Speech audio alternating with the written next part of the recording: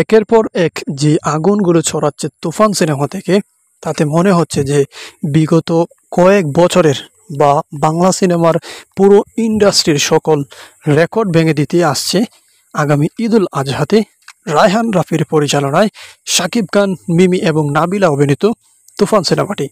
এখন পর্যন্ত টিজার মুক্তি পাওয়ার পর থেকেই যতগুলো ফ্যান মেড পোস্টার নির্মাণ করা হয়েছে বা ক্রিয়েট করা হয়েছে, তার থেকে বোঝা যায় যে কতটা ক্রেজ সৃষ্টি করেছে দর্শক মহলে সাকিবের এই তুফান সিনেমাটি।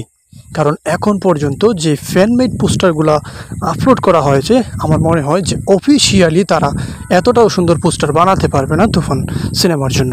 তো যাই হোক, মূল কথা হচ্ছে যে কলকাতায় পুরো দমে সুন্দরভাবে একদম অ্যাক্টিভলি তুফান সিনেমার শুটিংয়ে ব্যস্ত সময় পার করছেন শাকিব খান সহ সিনেমার নায়িকা বা কলা কৌশলী যারা আছেন সকলেই।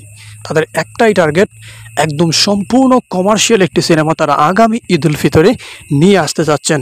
আর সেই জন্য পুরো টিমটাই একদম ডেডিকেটেডভাবে কাজ করছে। তাদের ইনথুজিয়াজম সত্যি প্রশংসনীয়।